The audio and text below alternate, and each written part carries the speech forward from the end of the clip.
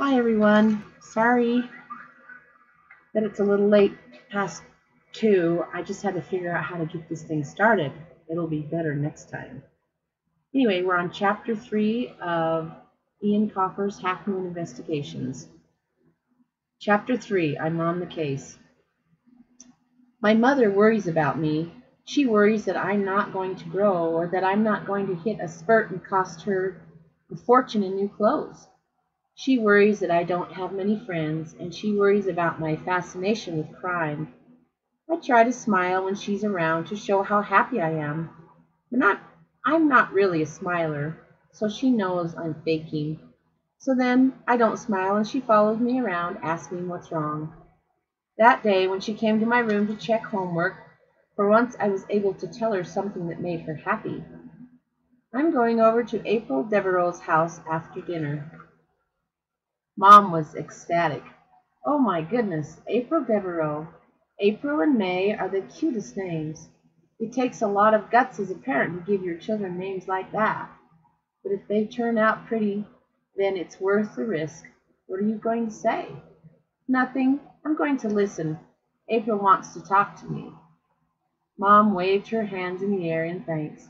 April Devereaux wants to talk to my little Fletcher. She's so pretty, perfect. You have to say something, honey. You can't sit there nodding for the evening.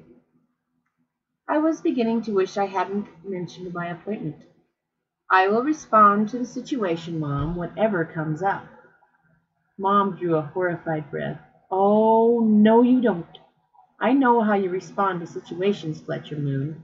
You make one of your observational deductions. You told your cousin Eve that she had a calcium deficiency. She did. There were white spots on her nails. I was just trying to help. Mom shook me by the shoulders, then squeezed me tight. Trust me, honey, that isn't what girls want to hear. Just tell us we look fabulous as often as possible. I frowned. Even if it's not true? Mom pulled 3 of my shirts from the closet. Especially if it's not true. Now, which one? I pointed to a plain black shirt which I would wear with plain black jeans, be invisible. Mom, you should maybe calm down a little. It's not a social call. April wants my help. She's a client, and she's only 10. Mom rolled her eyes. Men, such simpletons. Honestly, she was. Do you think I told your father that I thought he was handsome? No. I told him I needed his help with physics. And Dad fell for that? Of course he did. He wanted to fall for it, and I didn't even take physics. Mom was an interior decorator who ran her own business from the garage. Dad was a computer engineer with a local company that made memory boards. They were an unlikely match. Art and science, heart and hand. My sister Hazel stomped into my room, not bothering to knock. She was 15, an aspiring writer, and a full-time drama queen. Hazel could be found at any given hour either hunched over her antique typewriter or fending off the droves of adolescent boys that she attracted with her fine features and blonde hair. Fending off all except her beloved Stevie. Hazel took a sheet of paper from her bag. I need your professional opinion, Fletcher, she said, handing me the folded note. Hazel was perhaps the only person in the world who took my profession seriously, except perhaps April Devereaux now. I unfolded the paper and read a note from Hazel's boyfriend. Dear Hazel, I am so sorry about the movie last night. Dad made me stay in and write my history assignment about the Battle of the Somme in World War II. I will make it up to you. Next weekend, let me take you for dinner at the Bristow, my treat. Love, Stevie. I rubbed the paper between my fingers, then smelled it. Well, demanded Hazel, what do you think? I scratched my chin. I would have to say dump him. Hazel stamped her foot. I knew it, she whined. How do you know? There are several clues. First, he blames his father, which is classic transference. then refers to the Battle of the Somme, which took place in World War I, not II, something Stevie would know if he had actually completed his assignment. Also, specific references such as the essay title are commonly woven into false stories to make them sound real. In fact, they provide the detective with more ways to trip up the subject. This is all pretty circumstantial. I took a pot of graphite filings from my desk. I'm not finished yet, I said. Stevie offers to bring you to Libristo, which is gross overcompensation. That has guilt written all over it. The letter smells faintly of perfume. Happy by Clinique, which is not one of yours, which leads me to believe he has been holding hands with another girl. Finally, I fill indentations in the paper. I suspect that our Stevie made more than one attempt to write this letter. Perhaps he was even going to tell the truth before he lost his nerve. I laid the paper flat on my desk, shaking graphite filings over its surface. After a slow count of 10, I tipped the filings into the waste paper basket. Not all the filings ran off. Some caught me in dents. This is what was written on the page before this one on the pad. Only 2 lines are legible. I think you will find that handwriting is the same. Hazel took the sheet, read the faint black writing out loud. Dear Hazel, I don't know how to tell you this, but I have met some. My sister ripped the note into the shreds and tossed it into the air like confetti. He's met someone else, has he? She said, pulling a cell phone out of her pocket. Someone who wears happy. It should take me about 5 minutes to find out who. She handed me a Mars bar. Thanks, little brother. For that, I won't tease you for an entire day. I prefer actual money, I said. I can't pay you, said Hazel, skipping across the hall to her own room. It would be exploitation of child labor. The door closed behind her. Mom sighed. We won't see her for days. Hazel will get at least a one-act play out of this.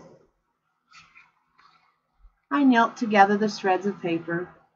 Do you see how complicated things become when people get involved in relationships, Mom? My business is just taking off, and I want to concentrate on that.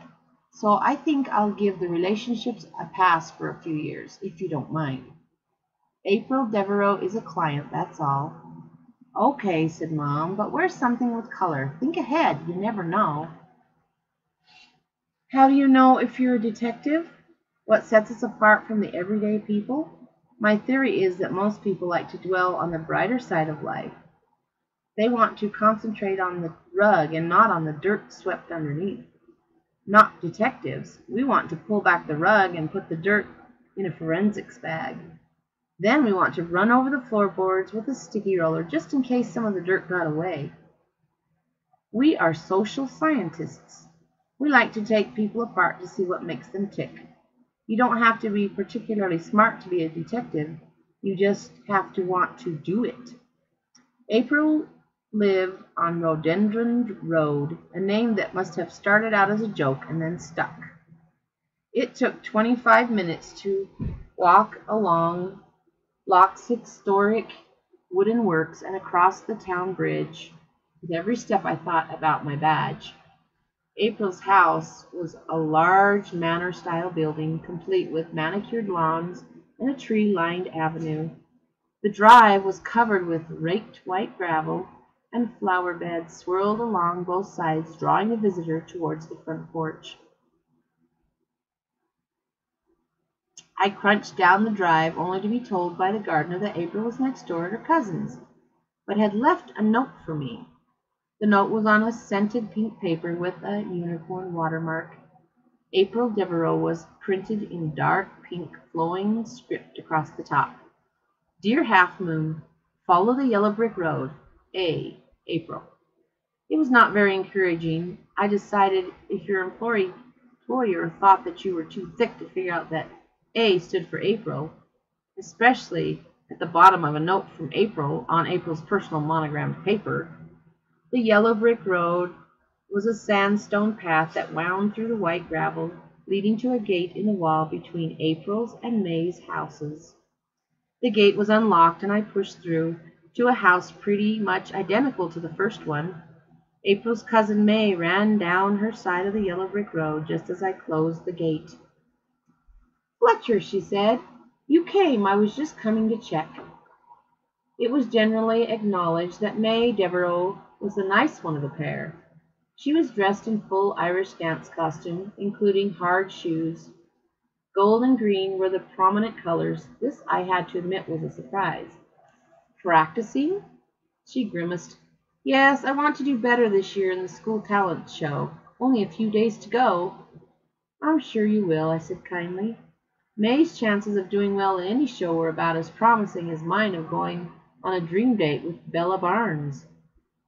It was well known in our class that May was the worst dancer in this universe, and perhaps any parallel ones. When May tapped out a hornpipe on a wooden floor, it was like listening to a toddler trying to crush a spider with a hammer. "Nice costume," I said. "It's my lucky dress," said May. "Nice shirt." Mom wouldn't let me out of the house dressed completely in black. She felt I would be broadcasting negative vibes. So I agreed to wear a Hawaiian shirt given to me by an uncle who didn't really know me as a person.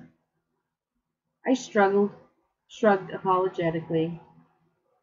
"My mother," May nodded. No further explanation was needed. Everyone in Locke knew about my mother's flamboyant taste in color. May's father appeared behind her in full garden regalia, including leather knee pads and thorn-proof gloves. He was tall and lean with a farmer's tan. In fact, he looked exactly how TV said a father should look, right down to the checkered sweater. He seemed the perfect dad and husband. My mother and her art appreciation group had been genuinely shocked when May's mother had walked out on the family a few months earlier. "Mr. Devereux," I said, extending a hand, "I'm Fletcher Moon." May's father shook the hand, smiling. Perfect white teeth, of course. "Call me Gregor." "Ah, yes, the young detective. May tells me you have qualifications." "That's right. I'm certified to practice in the U.S. Washington, to be precise, when I'm 21. Mr. Devereux nodded seriously. "That's very impressive, Fletcher. Maybe you can help April and May solve this crime of theirs. Or you could, if the girls weren't completely loopy and imagining the whole thing." May's father winked at me, rotated his index finger by his temple. International sign language for completely loopy. "Dad," said May, elbowing her father in the ribs. Mr. Devereux groaned theatrically, clutching his side. Okay, there is a big conspiracy. Everyone else is loopy except the two cute cousins." May grabbed my hand. "Come on, April's in the Wendy house." I was happy to find myself dragged through a garden by a pretty girl from the pink set, but I wasn't quite as enthusiastic about sitting in a Wendy house. That's the kind of thing that can get you killed if it leaks out to the boys in school. We followed the path past a seashell fountain complete with frolicking cherubs, which looked like it hadn't worked in decades. But this Wendy house was no plastic hut crammed with dollies and toy tea sets. This was an actual mini house with electricity, internet access, and running water. When we entered, April was at a laptop poring over a World Economics web page. It was a nice system linked up to a scanner, printer, and digital camera. "Fletcher's here," said May. April started, then shook a tiny fist at the computer. "Just a sec, I'm trying to check out the latest red carpet gossip, and this educational junk keeps popping up. Honestly, market strength in Asia? Like, who cares?" "A few billion Asians," I said. April scowled at me. I was starting to feel very unloved. That didn't bother me much. Detectives have to get used to negativity. One of our main functions is to bring bad news. April shut the computer's lid and faced me. If she had been pink in school, now she had gone into pink overdrive. She was wearing so much pink that it cast a glow onto the walls. Pink, I blurted. I was treated to a twirl. I know, isn't it fabulous? Us girls love pink. It's the essence of femininity. I was starting to feel that at least some of this pinkness was for my benefit. May took 2 bottles of chilled water from the fridge, handed one to me. Nice place, I said. Dad built it for me so that I can practice my dancing. He really wants me to win a medal or something. I'm sure you will someday. How could I say that? What a phony. April changed the subject. We could talk about my case. How much of your valuable time do those 10 euros buy? This was it, the big time. I charge a fee of 10 euros per day, plus expenses. But because this is my first real case, I'm going to waive the expenses, and because of school and homework, it generally takes me about 3 days to put in a full day's work. So I'm all yours till Saturday. April took out her wallet and peeled 10 euros from a roll. If she became a regular customer, my rates would have to go up. Now I own you for a week. I had to think about this for a moment. April was not the noble kind of client I had always imagined. Her father was not a kidnapped professor, nor was she searching for a missing orphanage fund. But on the plus side, this case was about the Sharkies, and she did have a big roll of cash. I took the money and slipped it into my breast pocket. Now I could buy my own chocolate instead of accepting it as payment. The money felt good in my pocket. It made me feel like a real private detective. Okay, that's the formalities out of the way. Now what do you want investigated? April opened her mouth to answer, but May spoke first. Are you sure, April? You know Fletcher is not a bad person. He could get in trouble. April glared at her. Her glare was so intense that you completely forgot she was wearing pink. Of course I'm sure, cousin. Why don't you go and do your river dance thing and let me worry about Fletcher? He's supposed to be this great big detective. April is right, I said reassuringly to May. Trouble goes with the badge. April and May stared at each other down for a long moment, like 2 manga girls about to throw lightning bolts. For some reason, May didn't want me involved. Maybe she thought I was stupid, or maybe she was actually worried about me. Whatever the reason, I was more intrigued than ever. Once their eyebrows dried up, April and May called off the staring match and settled for not talking to each other.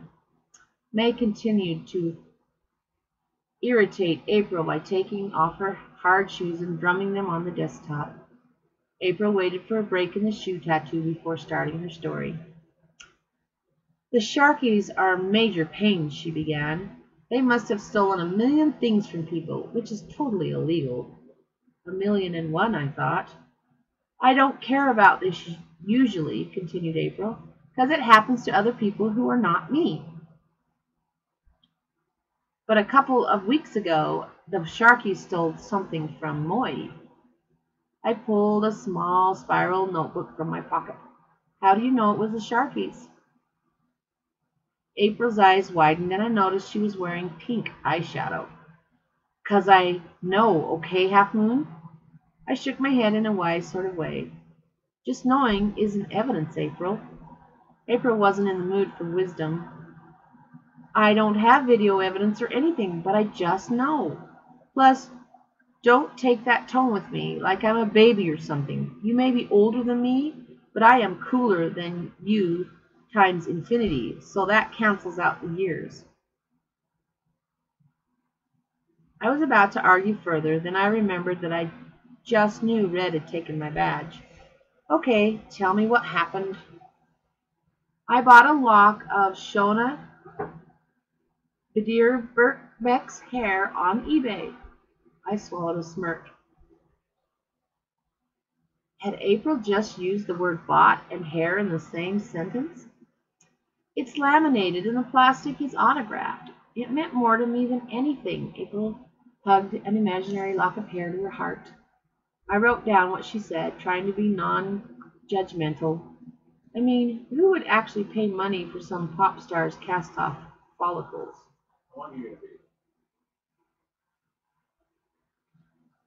You think Sharky stole this hair sample? Definitely. He asked me for a look at it, begged me, and I told him, sure, as soon as he could list the tracks on Shona's last CD in order from memory. So he storms off, saying how he's going to get a look at the hair one way or the other, and the next day it's 100% gone. The fact of the case lay before me, and I wasn't impressed. I was already feeling low over the theft of my badge, and now my big case turned out to be a missing curl. This was not a good career day for Fletcher Moon, ace detective. I closed my notebook. Listen, April, I think you better take your money back. I'm a detective. Missing hair isn't really my strong suit. Diamonds, relatives, even pets, but hair? I just can't. I'm trying to put together a reputation. It's just hair, and it's probably behind the sofa. April was horrified. Just hair, she whispered. That's like calling pink just a color. Are you insane, Half Moon? That curl from Shauna Bearderbeck's very own head is much more than just hair. It was the centerpiece on my project on culture. I had all these little photos and arrows pointing it in at the curl. What are they going to point at now? A blank square? And for your information, Mr. Detective, behind the sofa was the first place I looked. She had a point, but not one I particularly cared about. This must have shown on my face, because April gave me a look so piercing it could have bored holes in a sheet of steel. Red and Herod control our school like some kind of mini mafia, running around stealing whatever they want. Then they bring it home to their pig of a father and he fences it, or whatever the word is. Here you are, a nerd calling himself a detective, too grand to take the case. Red's not so bad, said May in a quiet voice. He's never been caught stealing. He's never been caught stealing, agreed April. Then looked pointedly at me. Until now, right, Fletcher? April made a strong case. I wasn't just looking for a lock of pop star hair. I was trying to bring down an entire crime family. The Sharkies had made one enemy too many when they stole from April Devereaux. And of course I was pretty certain that Red had stole my badge. I reopened my notebook. Okay, I'm hired. Tell me what happened. April's mood instantly lifted. She was once again all white teeth and pink eyeshadow. We keep all our cool stuff right here in the Wendy house. The morning after I brought the Shauna curl to school, someone took it from my Love Heart strongbox. Could Red have known where the hair was? April frowned for a second. All the girls knew. It would have been easy for him to find out. You know, Red always sweet talking the ladies. Wasn't the Wendy house locked? Yes, but we keep a spare key under the unicorn statue. The unicorn is my personal symbol, by the way. Maybe Red found it and put it back afterwards. There wasn't much to go on, no evidence, not even circumstantial. Just a couple of hunches, and as Bernstein said, no one was ever convicted on a hunch. Here's what I am going to do. First, I need to dig into the Sharkey family history. I also need to initiate surveillance, concentrating on Red as the main suspect. If we can catch him in some criminal act, then perhaps we can pressure him into returning your keepsake. And I stopped short, unwilling to tell April about my badge. I was embarrassed about the incident, but also knowledge was power. And the more I talked to April, the less I wanted her to have any power over me. May looked sharply at me. Return the what? All the other stuff he's taken, I said. Some of it, at any rate. April was too excited to pick up on my near mistake. Fletcher, this is a totally new you. It's like you know what to do or something. It's really CSI. CSI? I wished. All I had was a notebook and some brains, not an electronic microscope inside. Shouldn't you dust for fingerprints? I could do that, I said gently, eager to avoid sarcasm with a paying client.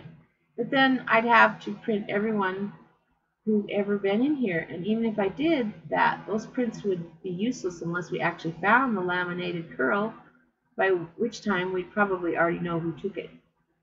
April sighed. The police wouldn't dust for fingerprints either. They wouldn't even come to the house. The police are busy with stuff like bank robberies and fugitive hunts. Missing hair cases are better left to a private detective. Like you. I snapped my notebook shut. Exactly. If you're outside the system, then you need to contact a contact on the inside. I had a special relationship with a police officer in Locke going back over 3 years. So far, all the information had been going one way from me to him. Now it was finally time to reverse the flow of traffic. I phoned him from the payphone outside the station on my way home that evening. We met on a park bench 15 minutes later. Nice shirt, Fletcher, said Sergeant Mert Horahan. You looking for a job in a surf store? Being a law enforcement agent, Mert felt he had to begin every conversation with a smart remark. Horahan laughed at his own joke, then got down to business. What do you have for me, Fletcher? The sergeant hid behind his newspaper as he spoke, as though we weren't talking, just two people who happened to be sharing a bench. Mert did this for my benefit. He thought we were playing a little game. I charted all those auto thefts from that case. I tried that, Fletcher. What do you think? You're the only one with a brain around here? There was no obvious pattern. I pulled a printout from my jean pocket. There is a pattern. Look. I slid the printout along the bench. Sergeant Horahan picked it up, unfolded it behind his newspaper. A smile spread across his face. There are two groups of thieves, he said finally. That's right. When you realize that, then there are two clear centers of activity. If I were you, I'd look for chop shops near the old bridge and south of the Red Hen Tavern. Watch out for teenagers in BMWs. Horahan pocketed the page. I already did. We have a car at both locations. I was surprised. I'm surprised. Is this some kind of test? Mert folded the printout, sliding it into his jacket pocket. I'm just helping you to be all you can be. It's a valuable lesson. Sometimes when you can't find a pattern, it's because there's more than one. Nice work, Moon. See you next week. Wait, Sergeant, I need a favor. Horahan's smile widened. What? You need some chocolate already? This chocolate thing was getting out of hand. I was acquiring a reputation. No, I've got chocolate all wrapped up. I want information. Information? You sound like a real detective, Fletcher. Of course I was a real detective. I need to see anything you have on the Sharkies. Mert folded the paper. The Sharkies? Papa Sharkey and Company? Those Sharkies? Those are the ones. I'm following a few leads. Mert rolled his paper into a tube and pointed at me like a baton. Now listen here, Fletcher. I'm all for you having a look at old cases, even letting you have a look at old investigation maps. I enjoy our little chats, but the Sharkies, that's different. Papa isn't the sort of person you want to get involved with. He's smart, too. Never done a day in prison, unlike most of his relatives. No, you stay well away from the Sharkies. The last thing you want to do is become a blip on Papa's radar. If he finds out who you are, or worse still, where you live, then life could become very uncomfortable for you. Mert gave me a stern stare, perfected by years of interrogating suspects. Do I make myself clear, Moon? Mert had given me the stare before, so I wasn't too intimidated. What if you gave me a look at the Sharky file, and if I figure anything out, I'll tell you straight away. Mert chortled. You're a character, Fletcher. You have more neck than a herd of giraffes. First of all, you wouldn't be able to carry the Sharky file. It's so thick. And secondly, that file is very active. I'd have got I'd have to get a written presidential order before I could let you look at an active file. I like you, Fletcher, but I'm not prepared to be stationed on some island off the west coast for you. I sighed. Okay, Sergeant, I'll forget about the Sharkies. Mert closed one eye, focusing the other on me. You're not lying, are you, Fletcher? My police eyes always know. No, Mert, I'm not lying. Of course I was lying. I ran home and managed to make it into upstairs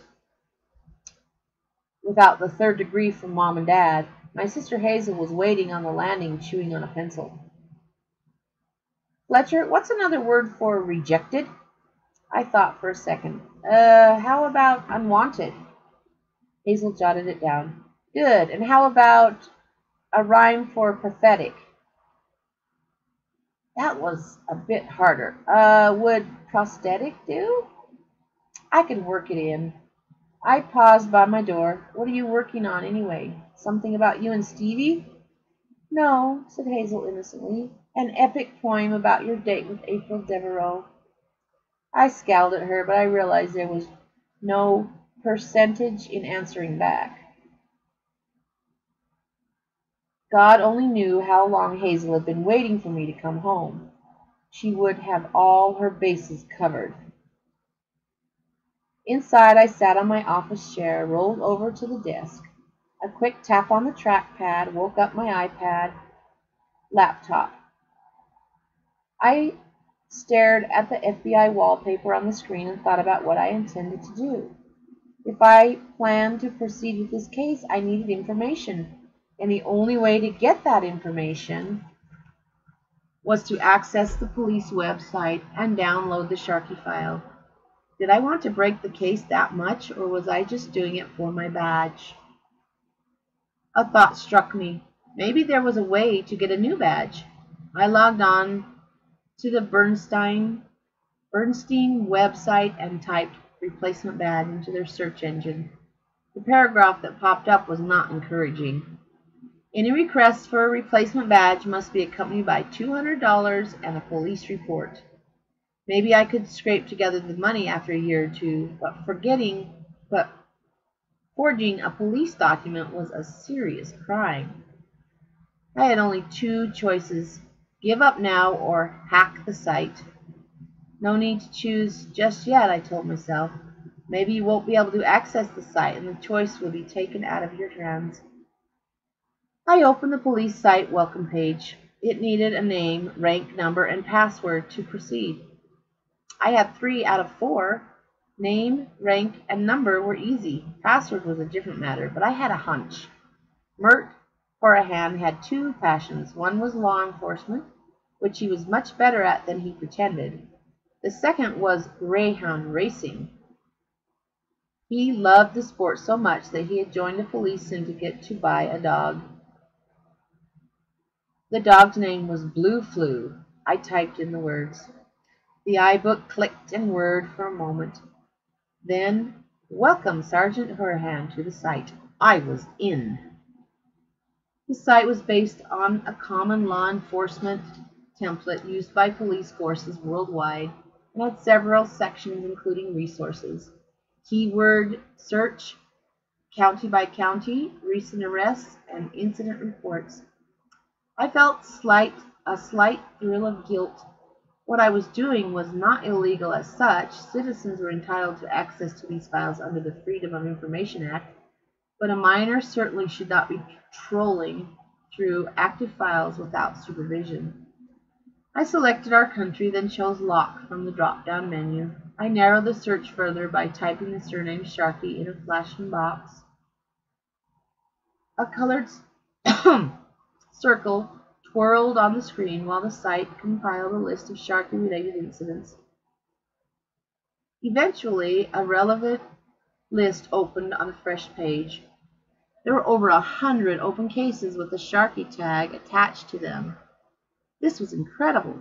Sergeant Horahan had shown me closed files before, and nobody had come near to 100 tags. Even Dublin's notorious general was only associated with 50 unsolved cases. I scanned the file ahead briefly. Nearly all of the offenses were grand or petty larceny. It looked as though the Sharkies were responsible for an ongoing crime wave in Locke that had lasted over 10 years. Well, if I had anything to do about it, their crime wave was about to break. My fingers hovered over Apple plus P. If I printed those 300 plus pages, I was setting off on a road that might be difficult to exit. Was my badge really worth that much to me? Yes, I decided, it was. I pressed the key.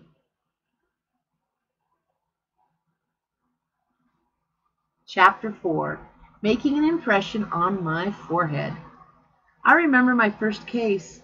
I was 3 years old, closed in a playpen in downtown Locke. One of the daycare workers, Monique, took off her engagement ring, which she was sterilizing bottles. She put the bottle in the microwave, and when she went back to the countertop, the ring was gone. It wasn't the kind of ring you could miss, a big hunk of zirconium. Someone had taken it. Monique was hysterical, tearing the place apart. It took 3 women to stop her from ripping out the plumbing. I remember sitting on a beanbag, chewing on an animal cracker, thinking it over. I knew who had taken the ring, a toddler called Mary Ann, who loved shiny things. I hadn't actually seen her take it, and I knew enough about playground law to know that you didn't shoot your mouth off without proof. I decided to get proof because Mary Ann had swiped one of my chocolate fingers the week before. She was a repeat offender, and she had to be stopped. I waddled over to the crime scene and had a good poke around. Then I had everything I needed. I brought my case to the sobbing caregiver. Mary Ann took the ring, I told them. Monique tried to be professional through her hysteria. Now, Fletcher, we've talked about this. No making up stories. Mary Ann took the ring, I insisted, scowling through the cracker crumbs around my lips. Mary Ann picked up a building block and hefted it at my head. It made solid contact, felling me like a tree trunk. Once the bleeding had stopped, I made a second attempt to break the case. Mary Ann took the ring, I said again. Come see. I dragged Monique over to the sink. Look, I said, pointing to a red smear on the stain. It was still, near where the ring had been. Jam. Mary Ann had jam. Monique's expression changed from patient to interested. That's true, I suppose, but other people had jam. I had more evidence. Look, on the floor, marks. Monique checked the floor. Wet tracks led across the tile and onto the Disney rug. 4 tracks. A walker. Mary Ann has wheels, I said. It was the clincher. Only Mary Ann had jam and a walker. She was quickly stripped and searched. They found the ring stuffed down her diaper along with 3 marbles, a plastic dinosaur, and 2 sets of car keys. I know now that Mary Ann was suffering from what detectives call magpie syndrome. I thought that my cleverness would make me popular. I was wrong. No one wanted a friend who can find out their secrets. Somehow I realized, even at 3 years old, that if I wanted friends, I would have to stop finding things out. I didn't stop, and Mary Ann has hated me now for almost a decade. If she wants to do anything about it after all this time, she'll have to join the club. I was up half the night, sifting through the police incident reports.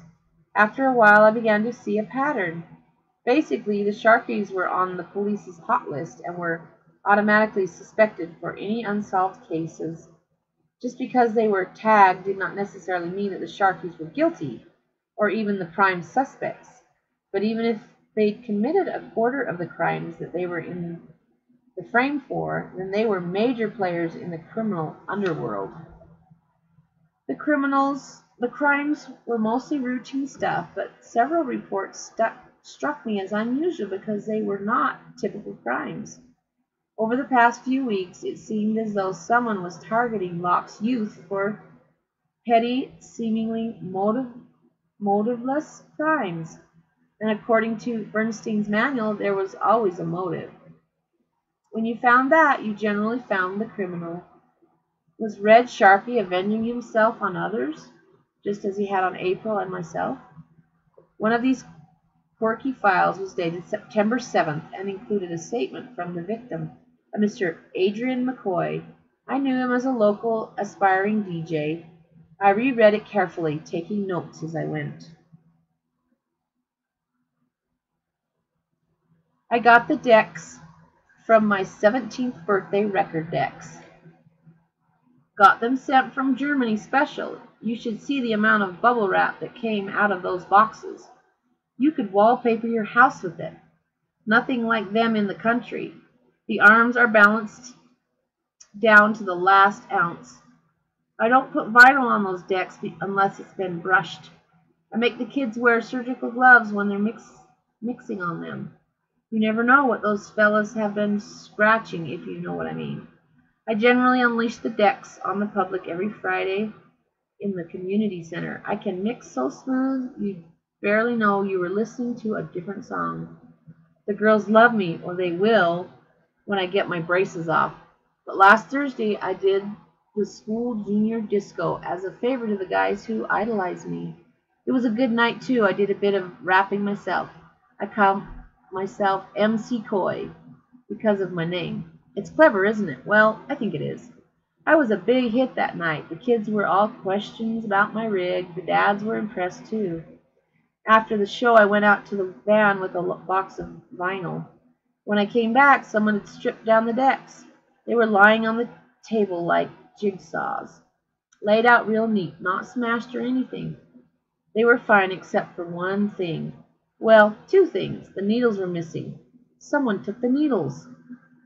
It's going to take me a month to get another sent from Germany. That's at least 4 gigs, you know. Popular culture in Locke could collapse. Someone wanted me off the circuit for a month. That's what happens when you have talent. But MC Coy will be back better than ever. I'm using the time to grow my hair a little so I can have braids put in. In a month's time, MC Coy is going to tear the community center up like a hurricane. Not really, you know, because I could get in trouble for that, and my mom would ground me. I closed the file. Were the youth being targeted for some reason? Was Red the link between MC Coy and April Devereaux? Or was someone else behind this mini spree? I needed more subjects. I opened the next file and began to read. By the time I called it quits, the birds were whistling outside my window. After half an hour of trying to sleep, I was beginning to take the whistling personally. By the time I dozed off, my curtains were backlit by a dawn glow. I slept on top of the sheets, the bed strewn with sheafs of paper. I awoke at noon to the sound of metallic pounding. Hazel was starting the weekend at the typewriter as usual. We would all be subjected to several sonnets on the subject of Stevie before the day was over. I dressed quickly in black, stuffed the Hawaiian shirt deep into the wardrobe. Mom and Dad were waiting for me at the kitchen table. I could tell by the sudden silence that they had been talking about me. How was your little date, honey? I selected some fruit from the basket. It wasn't a date, Mom. It was a business meeting. I'm helping April out with a little puzzle. Dad put his paper down. Really? What is it? Sorry, Dad. Client confidentiality. Dad smiled. Nice try. Client confidentiality only applies if you're licensed by the state. I want details. I smiled back, then covered it with a growl. Sometimes it was a pain having a smart dad, but I enjoyed our verbal battles. April has lost a keepsake that's very important to her. She wants me to find it. So what's your strategy? Asked Dad. I hesitated. If my parents knew the extent of my investigation, I would be grounded for all eternity and banned from my activity that contained the letter detection. The letters DETE Ction. I'm going to conduct a few interviews to see if any of April's friends know anything. Dad nodded. Good idea. Did you check behind her couch? Not personally, Dad, but April did. Mom smoothed my hair. Did April like the shirt, honey? I sighed. No, Mom, she didn't. There are people in space who didn't like that shirt. I arranged to meet April and her pink posse by the sports field. This case was getting clogged up with females, and that worried me. In my experience, boys are predictable. As soon as they think of something, they do it. Girls are smarter. They plan ahead. They think about not getting caught. When I arrived, April and company were running an unlicensed soft drink stand. You're selling this cola for 10 cents a can, I asked. That's right, Half Moon. Do you want one? I suppose, but where did you get the cola? April rolled her eyes. From the supermarket fridge. Duh. I was trying to get this straight. So you buy the cola for 50 cents a can in the supermarket, and you sell it for 10. April spoke clearly, seeing as I was obviously a moron. Yes, Fletcher, but we don't use our own money to buy it. She handed me a can of cola. That's 10 cents, please.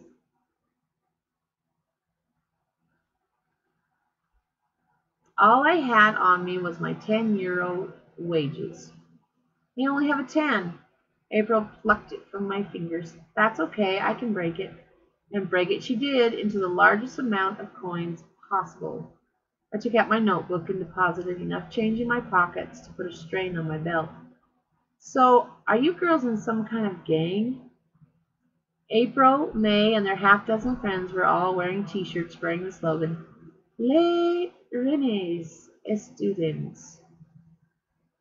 The shirts were pink and had unicorns frolicking across the script.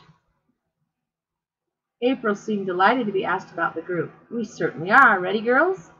The others nodded enthusiastically, then skipped into a ragged straight line. They pointed their toes, placed hands on their hips. All they needed was pom-poms, and I could be at a football game. Call us Les Tenues Étudiants, said April, as though introducing a Shakespearean play. We find certain things. Tres intéressants. I winced. Dodgy French rhymes. Pop stars in fashion, movie premieres, who's on the red carpet, makeup and hair. The other girls acted out every subject. Pop stars was singing into an imaginary mic. Fashion was a model's pose. You get the picture.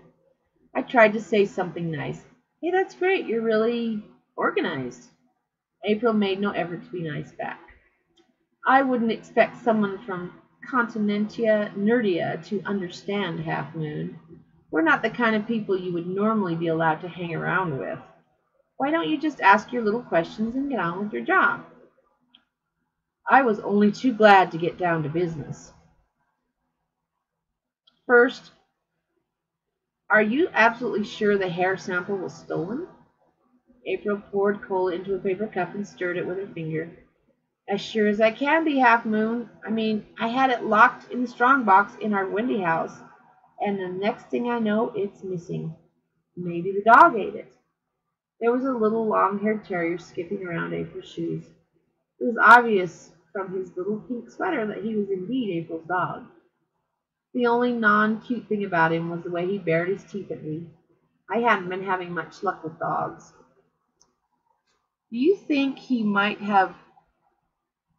No. This was going to be a tough interview. Did you notice anything else missing? May spoke for the first time. She didn't seem as enthusiastic about this investigation as April. Listen, Fletcher, I know April has a bee in her bonnet about the Shauna hair thing. And I know you have an entire swarm of bees in your bonnet about the detective thing. But it's a kid's game, okay? I was used to resistance. People don't like to share with detectives. So there was nothing else missing? No, nothing. I turned to her friends. So none of you have had something stolen? Or maybe something broken? Something so ridiculous that you thought it might be some kind of accident?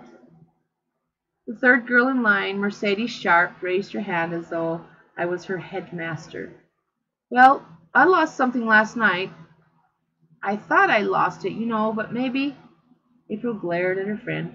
Come on, Mercedes, you've been moaning about this mini disc all morning. This is your investigation. I've already paid. This is my investigation. I've already paid Fletcher. Mercedes returned April's glare, then continued with her story. I had a karaoke mini disc that I used to practice my routines for the school talent show. It has everything on it. I had to order it from Japan. And you think the mini disc was stolen? Mercedes shrugged. Maybe. Who would steal a mini disc out of a player and leave the player? Who can fathom the works of the criminal mind? I said, trying to sound intelligent. Well, you, I hope, said April. That is what I'm paying you for. You do have a badge, or so you keep saying. Was there any sign of a break-in? I asked Mercedes hurriedly. No, she said, but I left my bedroom window open last night, so whoever it was, if there was someone, could have just reached in. Maybe you could swab everyone in town for DNA. Like on CSI, I said wearily. Yes, just like that. I'll see if the police lab will loan me their equipment. Mercedes stepped out of line and reached up to punch me in the shoulder.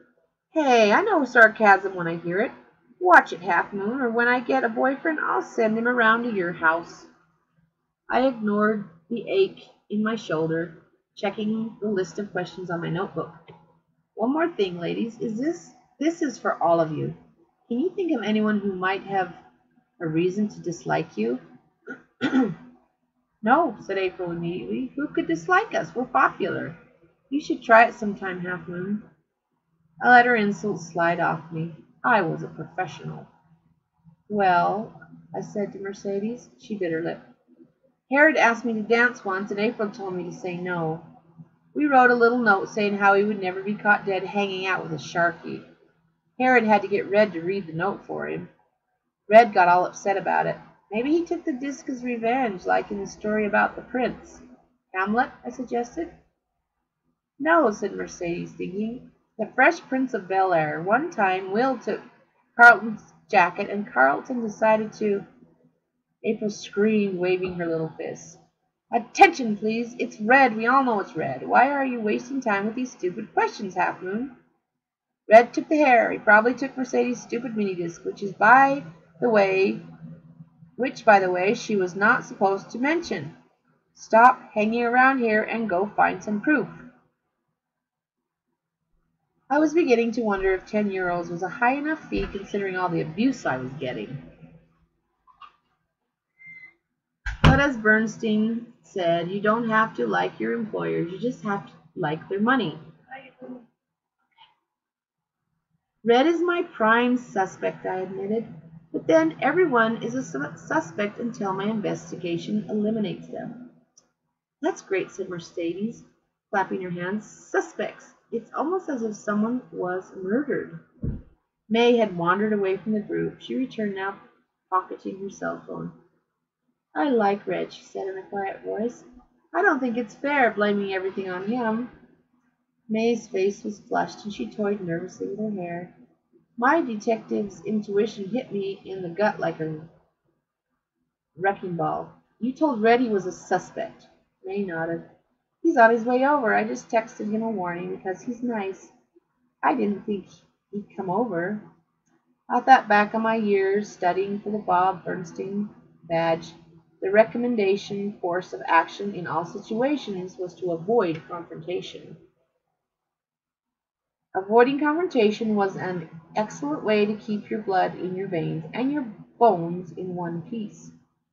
Thanks, May, I said, being sarcastic. Obviously, you're being a real help. May smiled guiltily. Sorry, Fletcher, you're nice, but so is Red. Pity you're on different sides. I hate to spoil the fun, I said, pocketing my notebook, but I have some incident reports to chart. April pointed over my shoulder. Too late. I turned toward the playing field. One lanky redhead was heading at speed directly for us. I felt my throat go dry. He was playing hurdling, I said, my throat clicking as I talked. How fortunate. I didn't know that, said May. Honestly. Hurling is the Irish sporting version of pitched battle. The hurl or bat resembles an executioner's axe without the blade, and serves roughly the same purpose. May came out from behind the table. Don't worry, Fletcher. Red won't do anything. He's nice, really, once you get past the mental bit. I was not comforted. Red skidded to a halt before us, kicking up an arc of gravel. He wore faded jeans and his t-shirt was tucked into his back pocket. He was tall and rangy, bony and muscular. Red's features were sharp enough to cut logs, and his eyes darted like a hawk's, taking in the situation. In one hand he held a chipped and banded hurl, in the other a cell phone. Les Chinese étaient were suddenly transformed into southern belles, half flustered, half delighted. Red had a powerful effect on girls. They either loved him or loathed him, often both on the same day. I don't know how he did it. Where'd the car go? Rachel went somewhere. You'll have to call her. I don't know. Just to burn gas out? You shouldn't even be doing that. A mysterious combination of cockiness and charisma. You couldn't say that Red was handsome exactly, but whatever he had was better than handsome, because it would last forever. I just got a text, Half Moon, Red panted, ignoring the girls completely. I pulled on my elbows and dropped my gaze. This was the non-aggressive stance wildlife experts recommended adopting when confronted by a gorilla. May says you're investigating me. Is that right, Half Moon? I could safely answer that one. Not exactly. You are one of my suspects. Everyone is a suspect until I can clear them. Red shrugged on his t-shirt. The garment was emblazoned with the slogan, I fought the law. Even his t-shirt was against me. A suspect for what am I supposed to have done? Maybe nothing, I admitted, but a lock of hair has been appropriated. Pop star hair, to be precise.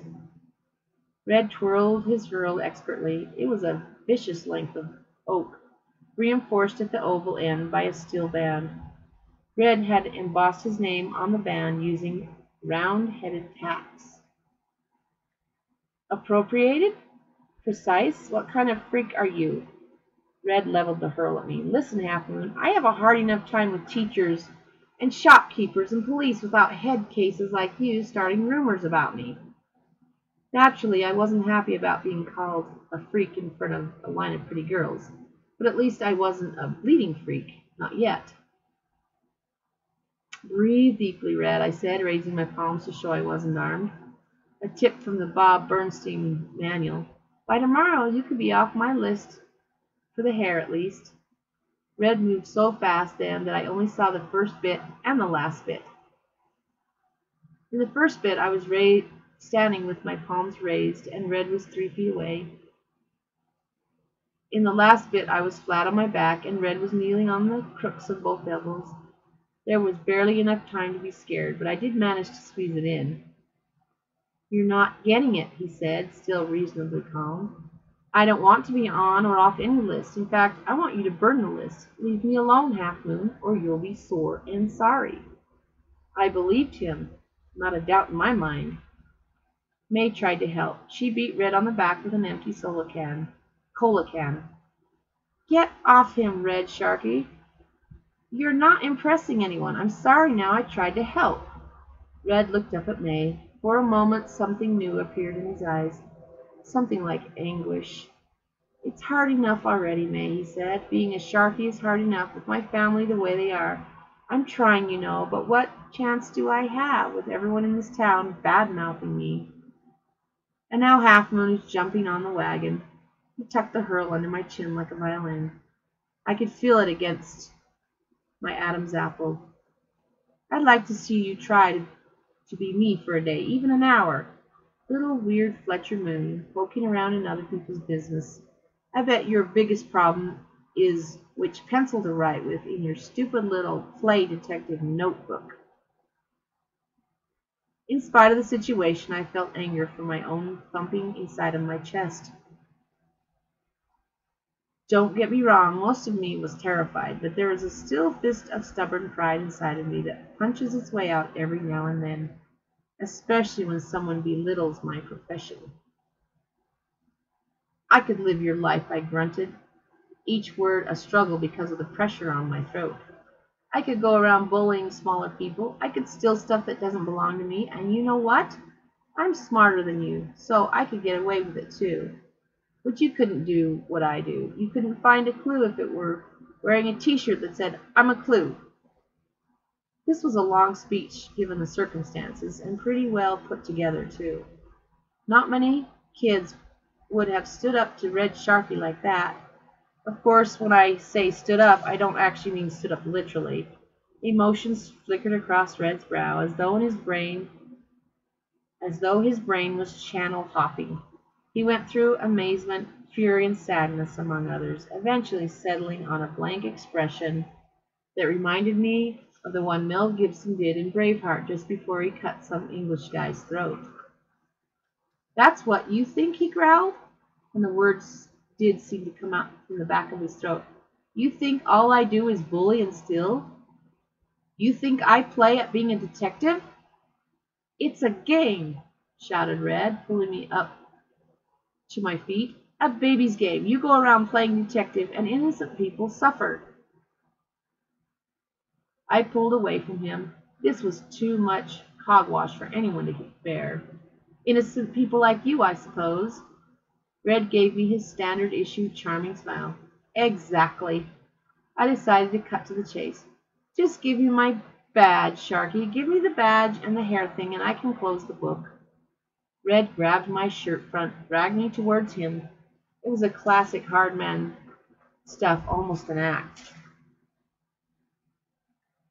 "I didn't take your stupid plastic badge or the hair, so close the book now, Half Moon. Close it or else."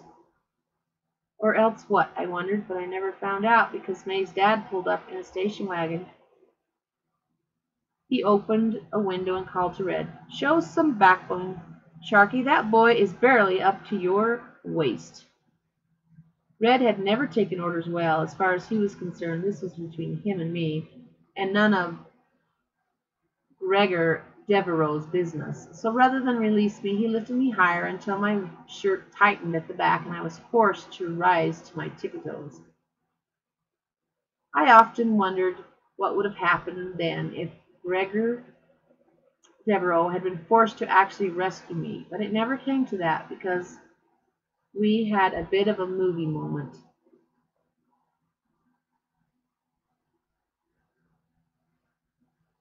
I'm going to stop there for today, and tomorrow we will start there on page 77.